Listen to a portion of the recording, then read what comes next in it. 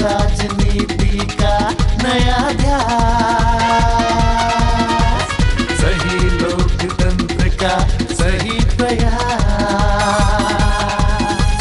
नई राजनीति का नया ध्यास, सही लोकतंत्र का सही प्रयास, नई नीति नया विकास, रिपब्लिकन लोगों का राज। ये है अम्बेडकराइट पॉलिटिक्स, ये है नया पॉलिटिक्स, ये है अम्बेडकराइट पॉलिटिक्स, ये है नया पॉलिटिक्स।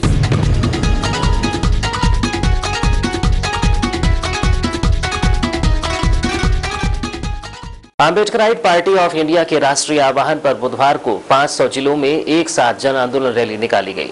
बालाघाट में यह आयोजन आम्बेडकर चौक में हुआ। इस दौरान एपीआई बालाघाट के द्वारा बाबा साहिब की प्रतिमा पर माल्यार्पण करने के बाद रैली के रूप में नगर भ्रमण करते हुए जिला प्रशासन को विस्तृत चार्टर प्रस्तुत किया गया।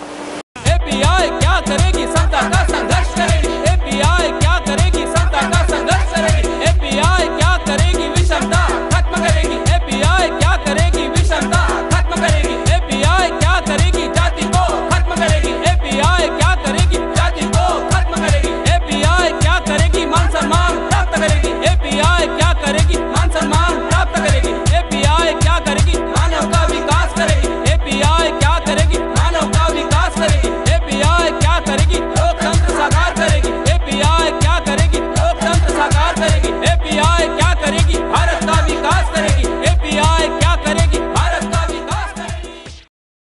आम्बेडकराइट पार्टी ऑफ इंडिया के राष्ट्रीय आह्वान पर बुधवार को 500 जिलों में एक साथ जन आंदोलन रैली निकाली गई। बालाघाट में यह आयोजन आम्बेडकर चौक में हुआ। इस दौरान एपीआई बालाघाट के द्वारा बाबा साहिब की प्रतिमा पर माल्यार्पण करने के बाद रैली के रूप में नगर भ्रमण करते हुए जिला प्रशासन को विस्तृत चार्टर प्रस्तुत किया गया। आम्बेडकराइट पार्टी ऑफ इंडिया की ओर से बालाघाट में पहली बार जल आंदोलन रैली निकाली गई। रैली आम्बेडकर चौक से शुरू होकर मेन रोड बालाघाट होते हुए हनुमान चौक के रास्ते जिला कलेक्टर कार्यालय पहुंची, जहां एपीआई के राष्ट्रीय अध्यक्ष विजय मानकर द्वारा प्रधानमंत्री Narendra Modi, election commission of India, NITI Aayog, SC/ST parliament committee के साथ ही UN रेसिडेंट कोऑर्डिनेटर इंडिया के नाम संयुक्त कलेक्टर मीना मसराम को विस्तृत चार्टर प्रस्तुत किया गया। इस रैली में प्रमुख रूप से बालाघाट एपीआई मध्य प्रदेश के ज्वाइंट सेक्रेटरी यमलेश बंजारी, प्रभारी जिलाध्यक्ष संतोष चौरे, कविराज मेश्राम और आशीष बौद्ध सहित जिले भर से पहुंचे दर्जनों कार्यकर्ता मौजूद रहे। एपीआई ज्वाइंट सेक्रेटरी ने बताया कि संवैधानिक और वैधानिक संस्थाओं के लिए सौंपे गए विस्तृत चार्टर में भारत के संविधान एवं मानव अधिकारों के तहत जाति भेदभाव एवं उससे निर्मित उत्पीड़न, गरीबी, पिछड़ेपन, विषमता को खत्म करने समाधान प्रस्तुत किए गए हैं।